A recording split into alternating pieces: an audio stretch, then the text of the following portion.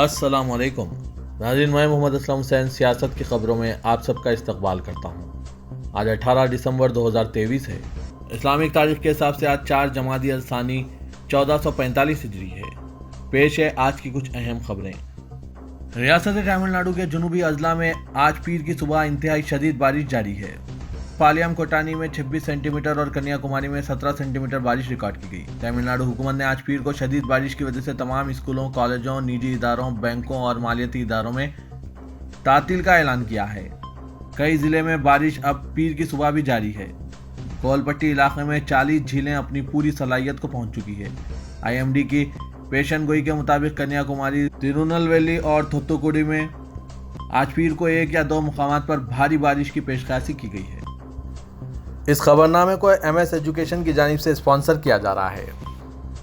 MS Education Academy is more than a school. It's a mission to empower humanity through education. We provide quality education to our students while nurturing moral values in them. MS Education Academy is a community of learners who contribute to the society, the nation, and the world at large.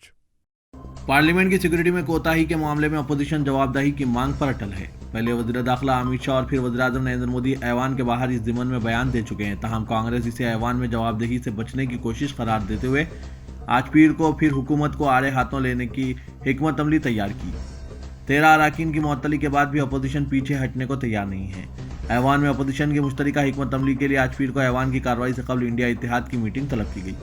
Congress के साबिक सदर और तेज तर्रार leader Rahul Gandhi ने parliament की security में कोताही को मुल्क में फैली बेरोजगारी से जोड़कर हुकूमत के आड़े हाथों लिया था। इसके बाद वज़ीर-ए-आज़म नरेंद्र मोदी ने दैनिक जागरण को दिए गए इंटरव्यू में इतराफ़ किया कि पार्लियामेंट की सिक्योरिटी में कोताही का यह वाक़या इंतहाई अफसोसनाक और तशवीशनाक है। ताहम उन्होंने इस पर बहस व मुबाहसे या कहासुनी से गुरेज का मशवरा दिया।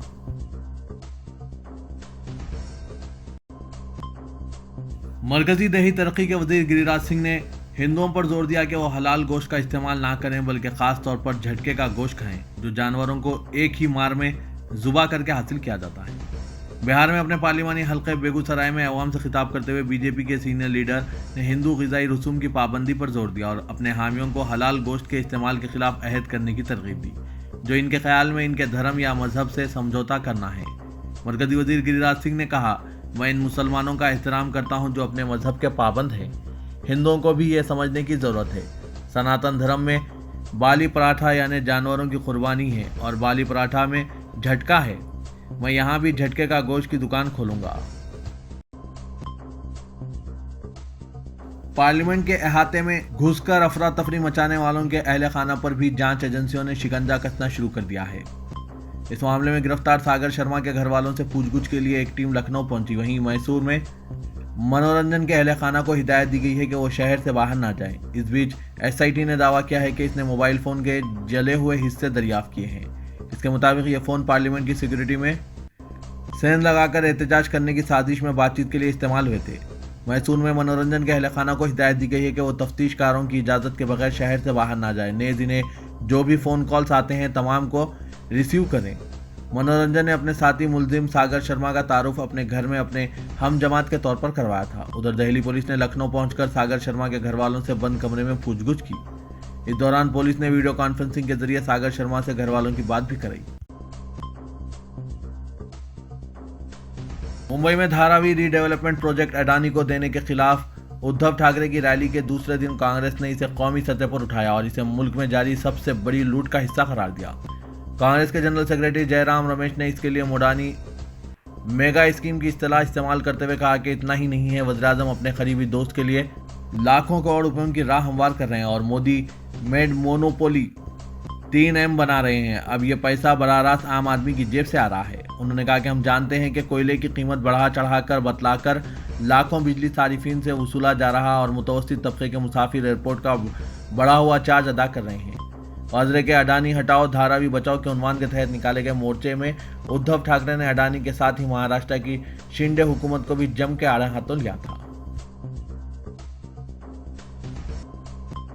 अपनी इश्तियाल अंगेजी के लिए मारूफ फिरका परस्त जहनियत रखने वाली BJP fire brand leader Sadhvi Prachi ने पीलीभीत में फिर मुसलमानों के ताल्लुक से इश्तियाल अंगेजी की है और मुस्लिम लड़कियों को मशवरा दिया है कि वो हिंदुओं से शादी करें।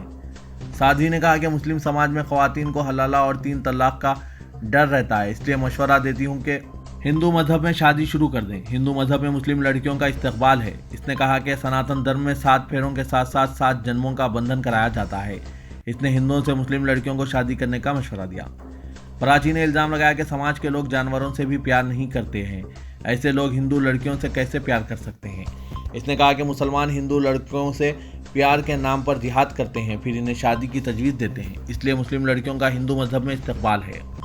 साध्वी प्राची ने कहा कि हिंदू धर्म में लड़कियों को देवी की उपमा का खिताब दिया जाता है। दरेसना प्राची ने दावा किया कि शाही ईदगाह मस्जिद की जमीन पर मंदिर के दलाइल मिलेंगे। पार्लियामेंट वाक़े पर तबसरा करते हुए कहा कि ड्यूटी पर तैनात लोगों की जिम्मेदारी थी।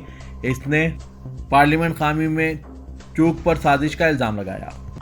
नाज़रीन, साध्वी प्राची के इस बयान पर आपकी क्या राय है, कमेंट के जरिए ज़रूर बताइएगा।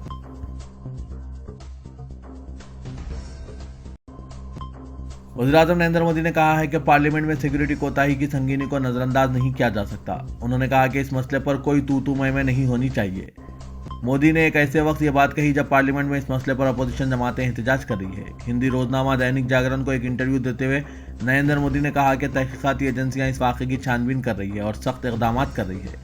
वज़ीर-ए-आज़म नरेंद्र मोदी ने कहा कि यह बहुत ज़रूरी है कि इस मामले में मुलविस अफराद और इनकी नीयत और इरादों की जड़ तक पहुँचा जाए। उन्होंने सिक्योरिटी कोताही को कर्बनाक बताया और कहा कि यह बात से तशवीश है।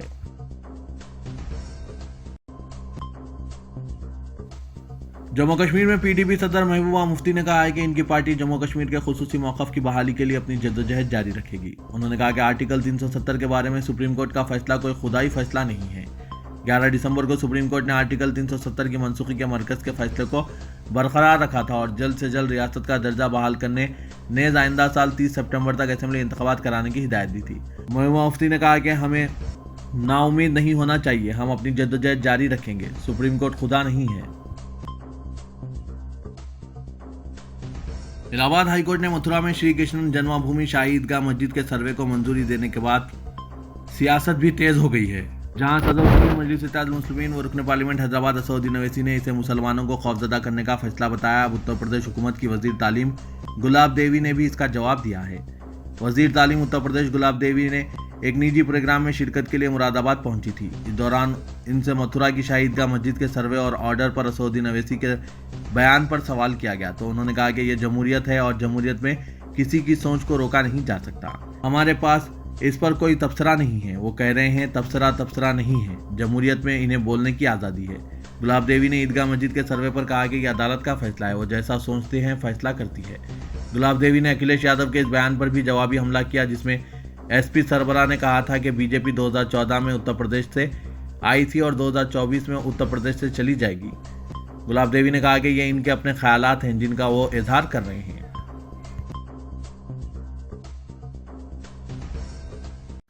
भारतीय जनता पार्टी की हुकूमत वाली मध्य प्रदेश, राजस्थान और छत्तीसगढ़ में भी मुसलमानों के वजीर बनने के इम्कानात सिफर हैं, क्योंकि तीनों रियासतों में एक भी मुस्लिम एमएलए बीजेपी से नहीं जीता। बहुत चौंकाने वाली बात यह है कि पहली बार मरकज समेत 15 रियासतों की हुकूमत में एक भी मुस्लिम वजीर नहीं होगा। इनमें आसाम, गुजरात और तेलंगाना जैसी बड़ी रियासतें भी शामिल हैं, जहां मुसलमानों की आबादी 45 लाख से ज़्यादा है। मुल्क में मुसलमानों की आबादी तकरीबन 14% है, जो कि हिंदुओं के बाद सबसे ज़्यादा है। 5 रियासतों में हालिया इंतखाबात के बाद हुकूमत साजी के अमल में मुसलमानों की शिरकत यकीनी दिखाई नहीं दे रही है। कांग्रेस के ज़ेर इख्तियार तेलंगाना में काबीना में तोसी हो गई है। तेलंगाना में पार्टी ने तमाम मसावात को सुलझा दिया, लेकिन एक भी मुसलमान को वजीर नहीं बनाया। बीजेपी की हुकूमत वाली मध्य प्रदेश, राजस्थान और छत्तीसगढ़ में भी मुसलमानों के वजीर बनने के इम्कानात सिफर है, क्योंकि तीनों रियासतों में एक भी मुस्लिम एमएलए बीजेपी के निशान पर जीत कर ऐवान में नहीं पहुंचा है। पहली बार मरकजी हुकूमत में एक भी मुस्लिम वजीर नहीं है। अखिलेती वजारत की कमान स्मृति ईरानी के पास है, जिनका ताल्लुक हिंदू बरादरी से है। मोदी हुकूमत के पहले दौर में नजमा हिब्तुल्लाह और मुख्तार नकवी जैसे मुस्लिम लीडरों को वजीर बनाया गया। मुख्तार को दूसरी मुद्दत में भी वजीर बनाया था, लेकिन 2021 की काबीना की तोसी में इन्हें हटा दिया गया। उमर अब्दुल्ला और सैयद शाहनवाज हुसैन बीजेपी की अटल बिहारी हुकूमत में वजीर थे। दिलचस्प बात यह है कि मरकज में 7 बड़े ओहदों पर एक भी मुसलमान नहीं है। इनमें सदर, नायब सदर, स्पीकर, चीफ जस्टिस, वज़ीर-ए-आज़म, चीफ इलेक्शन कमिश्नर और राज्यसभा में अपोजिशन के लीडर के ओहदे शामिल हैं। इस वक्त मुल्क में 28 गवर्नर मुकर्रर है, जिनमें से सिर्फ 2 मुसलमान हैं, अब्दुल नज़ीर आंध्र प्रदेश और केरला के आरिफ खान। सुप्रीम कोर्ट में इस वक्त कुल 34 जज हैं, जिनमें से एक जज मुस्लिम कम्युनिटी से है। मुल्क में कुल 29 रियासतें हैं, जिनमें से 15 रियासतों में पहली बार एक भी मुस्लिम वजीर नहीं है। नाज़रीन, इस पर आपकी क्या राय है? मुसलमान इख्तिदार से बाहर हो चुके हैं? आप कमेंट के जरिए जरूर बताइएगा।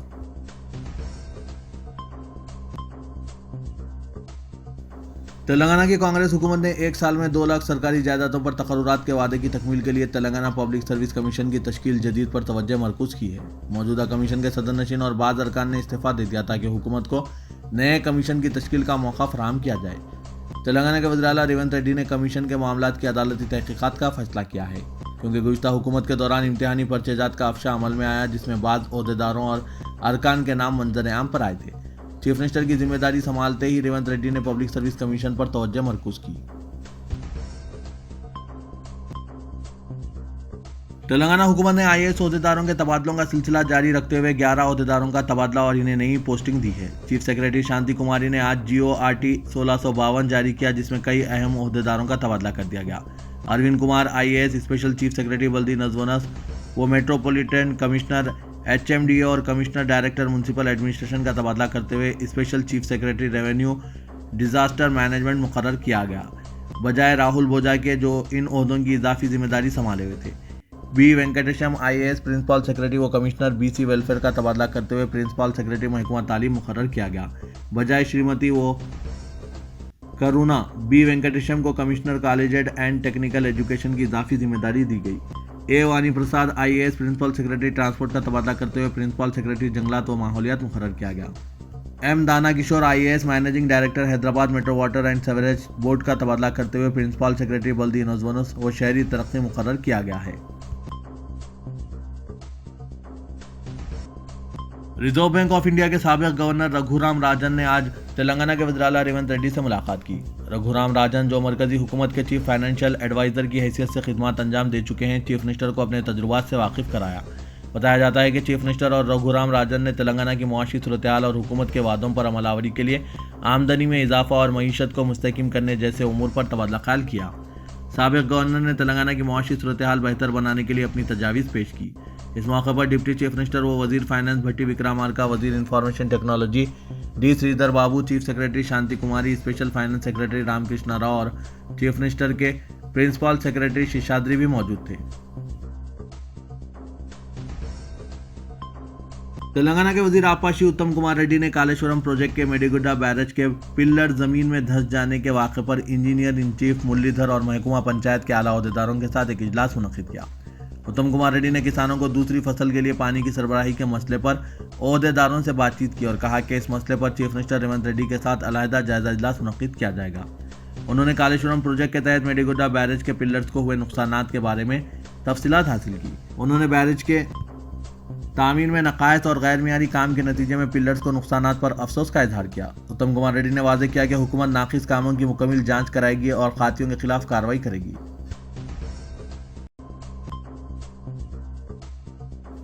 हैदराबाद सिटी पुलिस कमिश्नर के श्रीनिवास रेड्डी ने कहा है कि 2 माह के अंदर हैदराबाद को ड्रग से पाक शहर में तब्दील करने के इक़दाम किए जाएंगे। उन्होंने आज सिटी पुलिस के आला अहदेदारों के साथ एक अहम इजलास मुनक्किद किया। इस मौके पर खिताब करते हुए कमिश्नर श्रीनिवास रेड्डी ने कहा कि शहर में ड्रग्स और गांजा का नाम लेने वाला नहीं होना चाहिए।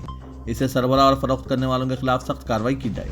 ड्यूटी की अंजामदही में गफलत और लापरवाही को बर्दाश्त नहीं किया जाएगा। ऐसे अहदेदारों के खिलाफ सख्त कार्रवाई की जाएगी। इसी तरह पुलिस स्टेशनों में पैरवी करने वालों को भी बख्शा नहीं जाएगा। अलबत्ता हकीकी मुतासरीन के साथ फ्रेंडली पुलिस के रवैये को अपनाया जाए। कमिश्नर ने कहा कि अगर एक मुलजिम को सजा मिलती है तो जुर्म करने वाले 100 अफराद में खौफ पैदा होना चाहिए।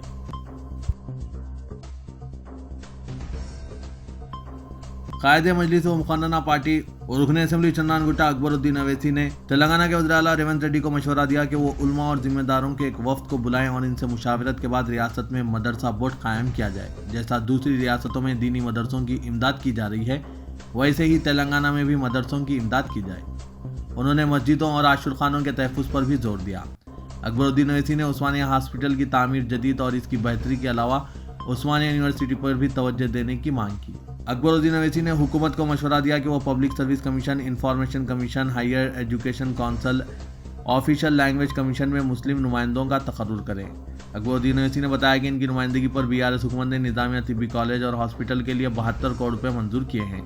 इन कामों का फौरी टेंडर तलब करते हुए तारीखी इमारत की तज़य्युन की जाए। अकबरुद्दीन अवैसी ने बताया कि 9000 जो बसें हैं इनमें से 6000 बसें 15 साल पुरानी हैं। नए बसों का इजाफा होना ज़रूरी है। ख़वातीन को मुफ्त बस सर्विस से ऑटो ड्राइवर्स और ओला ऊबर टैक्सी चलाने वाले परेशान हैं, इनकी इमदाद भी की जाए।